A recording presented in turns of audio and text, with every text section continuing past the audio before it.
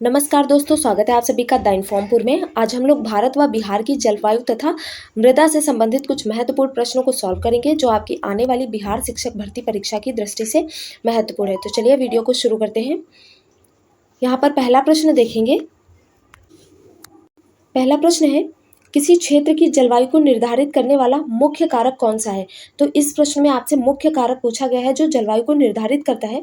तो किसी भी क्षेत्र की अक्षांशीय अवस्थिति क्या है, यह जलवायु को निर्धारित करता है। ठीक है, तो यहाँ देखेंगे जलवायु को नियंत्रित करने वाले कारकों के लिए एक शब्द लैंड फॉर्म्स प्रयोग किया जाता है जो जलवायु को प्रभावित करते हैं।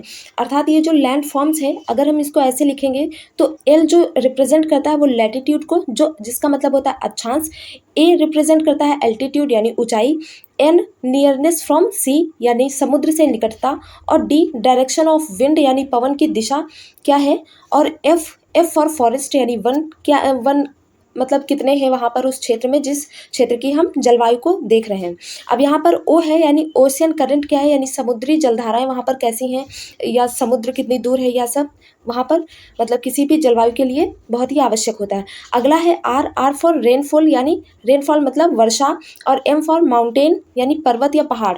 ठीक है, तो ये जो चीज़ें हैं यानी लैटिट्यूड, अल्टीट्यूड, नियरनेस फ्रॉम सी या direction of wind, forest, ocean current, rainfall और माउंटेन, ये सभी चीज़ें किसी भी स्थान की या किसी भी क्षेत्र की जलवायु को निर्धारित करने में सहायक होते हैं। ठीक है, अब यहाँ पर सबसे ज़्यादा मुख्य कारण पूछा जाए, जैसा कि इस प्रश्न में पूछा गया है, तो आपका अक्षांशीय अवस्थिति आपका सही होगा। और यदि ऑप्शन में मतलब एक गलत पूछा जाए या एक सही पूछा जाए तो उसमें से ये सभी में से कोई भी हो सकता है, क्योंकि ये सभी जो तत्व हैं या ये सभी जो चीज़ें हैं ये सभी किसी भी क्षेत्र की जलवायु को निर्धारित करने में सहायक होते हैं। ठीक है, ये सभी कारक। तो चलते हैं अगले प्रश्न की ओर। अगला प्रश्न देखते हैं। अगला प्रश्न है, भारत में ग्रीष्मकालीन मानसून के प्रवाह की सामान्य दशा क्या है। यहाँ पर भारत के ग्रीष्मकालीन मानसून के प्रवाह की सामान्य दशा पूछा है, तो दक्षिण पश्चिम से उत्तर पूर्व। ठीक है, जो ग्रीष्मकालीन मानसून होता है उसके प्रवाह की दशा क्या होती है या प्रवाह की सामान्य दशा क्या होती है, तो दक्षिण पश्चिम से उत्तर पूर्व की ओर। यहाँ पर तीसरा प्रश्न है, भारत के उत्तर पश्चिमी मैदानों में शीत ऋतु में किसके प्रभाव से वर्षा होती है। यानी कि जो उत्तर पश्चिमी के मैदान हैं भारत में, वहाँ पर शीत ऋतु में किसके प्रभाव से वर्षा होती है, तो पश्चिमी विक्षोभों के प्रभाव से शीत ऋतु में उत्तरी पश्चिमी मैदानों में वर्षा होती है भारत में। अगला प्रश्न है, भारत के किन राज्यों में शरद ऋतु में वर्षा होती है। यानी जो शरद ऋतु होती है उसमें वर्षा होती किन राज्यों में होती है, तो पंजाब और तमिलनाडु में। ठीक है, ठंडियों में जो बारिश होती है वो पंजाब में होती है और तमिलनाडु में होती है, और जिसमें से तमिलनाडु बहुत इंपॉर्टेंट है। ये तमिलनाडु के लिए कई बार प्रश्न आपकी परीक्षाओं में पूछा भी जा चुका है और बीपीएससी में भी यह प्रश्न पूछा जा चुका है। अगला प्रश्न है, भारत में औसत वार्षिक वर्षा कितनी होती है। तो भारत में जो औसत वार्षिक वर्षा होती है वो लगभग 125 सेंटीमीटर होती है, और यहाँ पर आपको 125 की जगह पे 120 या फिर इसके मतलब आसपास लगभग इतना देखने के लिए मिल सकता है। तो यहाँ पर एग्जैक्ट नहीं है लेकिन लगभग लिखा हुआ है, 125 सेमी आपको देखने को मिल सकता है। अगला प्रश्न देखते हैं। अगला प्रश्न है, भारत में सर्वाधिक वर्षा किन क्षेत्रों में होती है।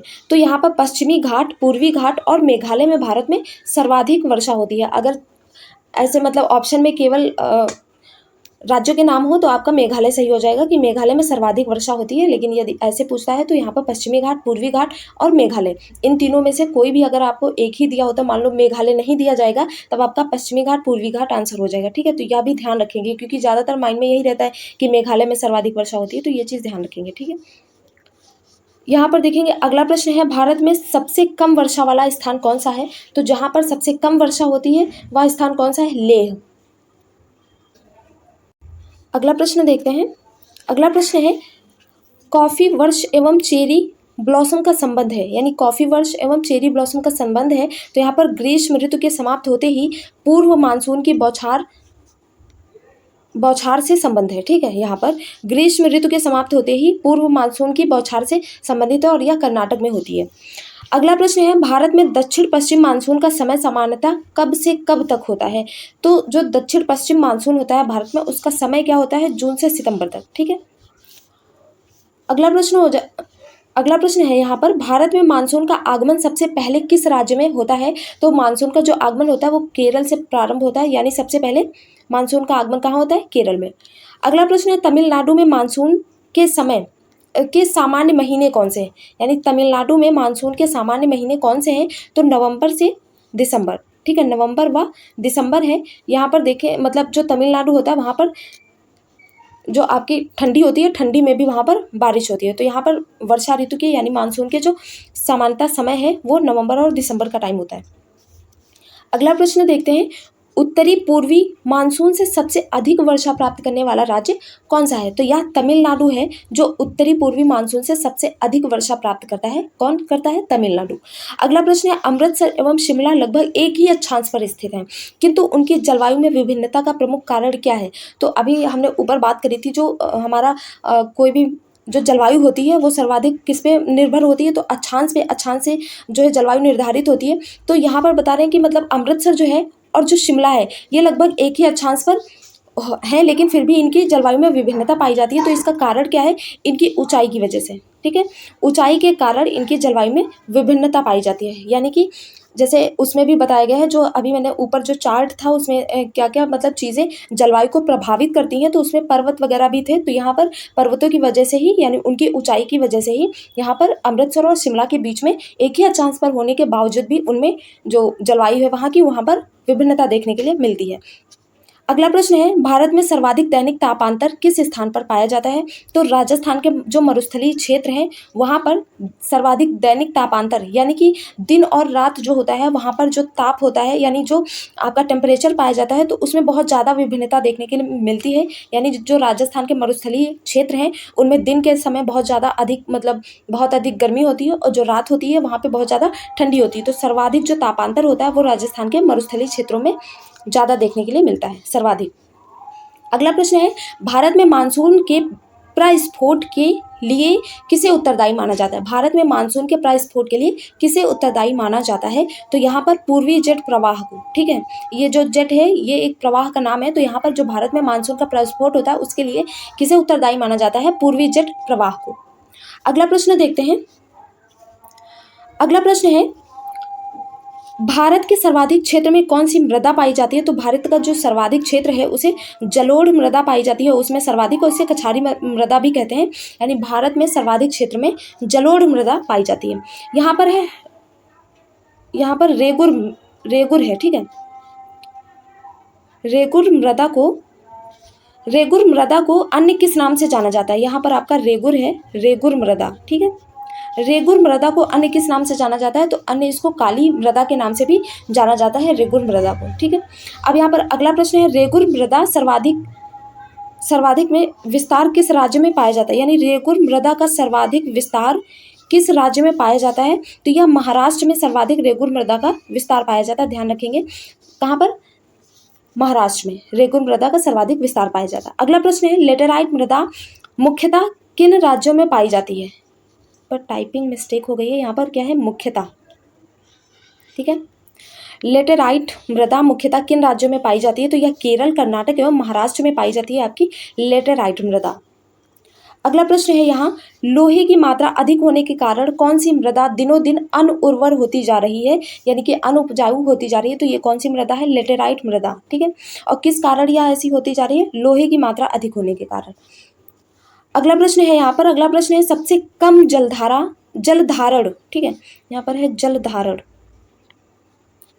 सबसे कम जल धारण क्षमता किस प्रकार की मृदा में होती है? तो बलुई दोमट मृदा जो होती है, यहाँ पर आपको बलुई भी देखने के लिए मिल सकता है और सिर्फ दोमट मृदा भी लिखा हुआ मिल सकता है। तो जो बलुई और दोमट मृदा होती है इसमें सबसे कम जल धारण की क्षमता होती है। अगला प्रश्न है, यहाँ पर पौधों को सबसे अधिक जल किस प्रकार की मृदा से प्राप्त होता है? तो जो चिकनी मृदा होती है या चिकनी मिट्टी होती है वहाँ से पौधों को सबसे अधिक जल प्राप्त होता है। अगला प्रश्न है, मृदा की उर्वरता को बढ़ाने के लिए कौन सी फसलें उगाई जाती हैं? यानी मृदा जो होती है उसकी उर्वरता को बढ़ाने के लिए जो फसलें उगाई जाती हैं वह फसलें होती है दलहनी, यानी जो दाल वाली होती हैं, जिससे दाल होती है, वह फसलें जो है मृदा की उर्वरता को बढ़ाने के में सहायक होती हैं। अगला प्रश्न है, चाय बागानों के लिए कौन सी मृदा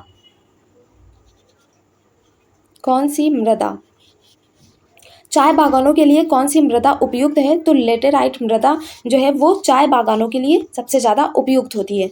अगला प्रश्न है, गंगा के मैदान की पुरानी जलोढ़ मृदा है तो उसको क्या कहते हैं, तो बांगर बोलते हैं। ठीक है, गंगा के मैदानी भाग की जो पुरानी जलोढ़ मृदा है उसको क्या बोला जाता है, तो बांगर बोला जाता है। अगला प्रश्न देखेंगे, मरुस्थलीय मृदा में किस पोषक तत्व का अभाव पाया जाता है। जो मरुस्थलीय मृदा होती है उसमें नाइट्रोजन जो तत्व होता है उसका अभाव पाया जाता है। ठीक है, अगला प्रश्न है, मृदा अपरदन को किस प्रकार से रोका जा सकता है। तो मृदा अपरदन को वृक्षारोपण या वनारोपण द्वारा रोका जा सकता है। अब हम आगे देखते हैं, ये टॉपिक है आपका बिहार की जलवायु तथा मृदा से संबंधित। तो इससे ये बहुत ज़्यादा इंपॉर्टेंट हो जाता है। ठीक है, क्योंकि यही मतलब बिहार की ही शिक्षक भर्ती है, तो यहाँ से प्रश्न तो आपके बनने ही बनने हैं। तो चलिए इसको भी देख लेते हैं, बिहार की जलवायु तथा यहाँ की मृदा।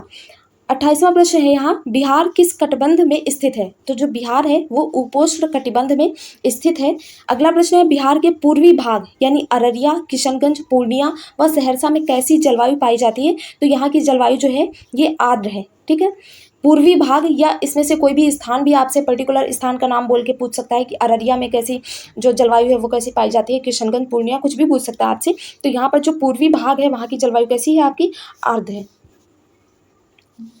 अगला प्रश्न है, उत्तर पश्चिम बिहार यानी जहाँ पर गोपालगंज, सिवान और सारण है, तो ऐसे स्थानों पर कैसी जलवायु पाई जाती है। तो यहाँ पर आर्द्र व शुष्क जलवायु पाई जाती है, यानी उत्तर पश्चिमी बिहार में आर्द्र व शुष्क जलवायु पाई जाती है। अगला प्रश्न है, मई जून एवं अक्टूबर नवंबर में किस क्षेत्र में आने वाले चक्रवातों का प्रभाव बिहार की जलवायु पर पड़ता है। तो मई, जून व अक्टूबर और नवंबर में बंगाल की खाड़ी में जो चक्रवात आते हैं उनका प्रभाव बिहार की जलवायु पर पड़ता है। अगला प्रश्न, और इस प्रश्न के बारे में ऐसे भी पूछ सकते हैं, जो बिहार में सर्वाधिक मानसून आता है तो वो किसके कारण आता है। यहाँ पे ये भी होता है कि जो बिहार में सर्वाधिक वर्षा होती है वो बंगाल की खाड़ी से आने वाले मानसून से होती है। ऐसे भी आपसे प्रश्न पूछा जा सकता है, तो ये बहुत इंपॉर्टेंट हो जाता है, बंगाल की खाड़ी। अगला प्रश्न है, बिहार में कौन सा महीना सर्वाधिक गर्म होता है। तो जो मई का महीना होता है वो बिहार में सर्वाधिक गर्म होता है। अगला प्रश्न है, बिहार में चलने वाली गर्म व शुष्क वायु को बिहार में चलने वाली गर्म व शुष्क वायु को क्या कहा जाता है। तो जो बिहार में गर्म व शुष्क वायु होती है, ठीक है, उसको लू बोलते हैं। ये अत्यधिक गर्म होती है। ग्रीष्म ऋतु में बिहार का सबसे गर्म जिला कौन सा होता है। तो गया होता है, जो ग्रीष्म ऋतु में बिहार का सबसे गर्म जिला होता है। अगला प्रश्न है, कागर मिट्टी में किस तत्व की प्रधानता होती है। तो जो कागर मिट्टी होती है उसमें नाइट्रोजन तत्व की सबसे ज़्यादा प्रधानता होती है। अगला प्रश्न देखते हैं। अगला प्रश्न है, किस नदी के किनारे तटबंध के रूप में कगारी मिट्टी पाई जाती है। तो यहाँ पर जो क्यूल नदी है, ठीक है, यहाँ पर भी आपका कगारी मिट्टी ही होगा। यहाँ पर स्पेलिंग मिस्टेक है, यहाँ भी आपका कगारी मिट्टी होगा। ठीक है, कगारी मिट्टी में किस तत्व की प्रधानता पाई जाती है। तो यहाँ पर नाइट्रोजन की। अगला प्रश्न देखते हैं, किस नदी के किनारे तटबंध के रूप में कगारी मिट्टी पाई जाती है। तो क्यूल नदी है जिसके किनारे तटबंध के रूप में कगारी मिट्टी पाई जाती है। अगला प्रश्न है, वर्षा काल में जल प्लवित क्षेत्र में कैसी मिट्टी पाई जाती है। तो वहां पर टाल, ठीक है, तो यहाँ पर मिट्टी पाई जाती है, कौन सी, टाल मिट्टी। अगला प्रश्न है, करैल या इसको केवाल भी बोलते हैं, यानी करैल या केवाल मिट्टी किस जिले में पाई जाती है। तो यह भोजपुर, जहानाबाद और नालंदा में पाई जाती है। अगला प्रश्न है, बिहार में किस जिले में लाल पीली मिट्टी पाई जाती है। तो ये जमुई, बांका और नवादा में लाल पीली मिट्टी पाई जाती है। अगला प्रश्न है, लाल पीली मिट्टी में किस फसल का उत्पादन होता है। तो यह मोटे अनाज, दलहन व जूट। मोटे अनाज मतलब जैसे मक्का है, ज्वार है, बाजरा है, इस तरह की जो फसलें होती हैं, और दलहन व जूट, इनका उत्पादन होता है किसमें, लाल और पीली मिट्टी में। अगला प्रश्न है, बिहार की जलवायु में कितने मौसम प्रचलित हैं। तो यहाँ पर शीत ऋतु, ग्रीष्म ऋतु व वर्षा ऋतु है जो बिहार की जलवायु में प्रचलित हैं। ठीक है, यहाँ पर 3 मौसम होते हैं। आपसे ऐसे भी प्रश्न पूछ सकता है कि बिहार में जो ऋतुएं होती हैं वो कितनी होती है। तो 3 ऋतुएं होती है, शीत ऋतु, वर्षा ऋतु और ग्रीष्म ऋतु। अगला प्रश्न है, यहाँ पर आप ये भी देख लें कि ये जो ऋतुएं होती हैं कौन सी किस महीने से किस महीने तक होती हैं, क्योंकि प्रश्न आपका ऐसे भी बन सकता है। तो जो शीत ऋतु होती है आपकी वो अक्टूबर से फरवरी तक होती है। ठीक है, और जो ग्रीष्म ऋतु होती है ये मार्च से जून तक। ग्रीष्म ऋतु जो आपकी है ये मार्च और जून में। ठीक है, तो मार्च से जून तक जो है आपकी ग्रीष्म ऋतु चलती है। अगली है वर्षा ऋतु। तो ये जो वर्षा ऋतु है ये जून से लेकर के अक्टूबर तक, जून से अक्टूबर, ठीक है। तो ये ऋतुओं का विभाजन है महीनों के हिसाब से। ऐसे भी आपसे प्रश्न पूछा जा सकता है, इसलिए ज़रूरी था बता दिया। अगला प्रश्न है, बिहार भारत में किस जलवायु क्षेत्र में अवस्थित है? तो यह उत्तरी मैदान के उष्ण मानसूनी जलवायु क्षेत्र में स्थित है। यानी भारत के किस जलवायु क्षेत्र में बिहार स्थित है? तो उत्तरी मैदान के उष्ण मानसूनी जलवायु क्षेत्र में बिहार स्थित है। अगला प्रश्न है, बिहार में मानसून किस भाग से प्रवेश करता है? तो यह बिहार के पूर्वी भाग से मानसून बिहार में प्रवेश करता है। अगला प्रश्न है, बिहार का कौन सा भाग मानसून से ज़्यादा वर्षा प्राप्त करता है? तो बिहार का जो पूर्वी भाग है वह आपका सर्वाधिक वर्षा प्राप्त करता है। अगला प्रश्न है, बिहार में अधिकांश वर्षा प्राप्त होती है? तो बंगाल की खाड़ी के मानसून से सर्वाधिक वर्षा प्राप्त करता है बिहार। अगला प्रश्न है, महानंदा नदी गंगा में किस स्थान पर मिलती है? तो जो महानंदा नदी है वह गंगा में जमुई के पास मिलती है। अगला प्रश्न है, बिहार और उत्तर प्रदेश के बीच कौन सी नदियां सीमा रेखा बनाती हैं? तो यहाँ पर कर्मनाशा, गंडक और घाघरा नदी हैं जो बिहार और उत्तर प्रदेश के बीच में सीमा रेखा बनाती हैं। ये बहुत इंपॉर्टेंट प्रश्न है, इसको जरूर याद करें। अगला प्रश्न है, दोमट मृदा में कौन कौन से कण पाए जाते हैं? यहाँ पर कण है आपका, तो गाद, मृत्तिका व रेत पाया जाता है किसमें? दोमट मृदा में।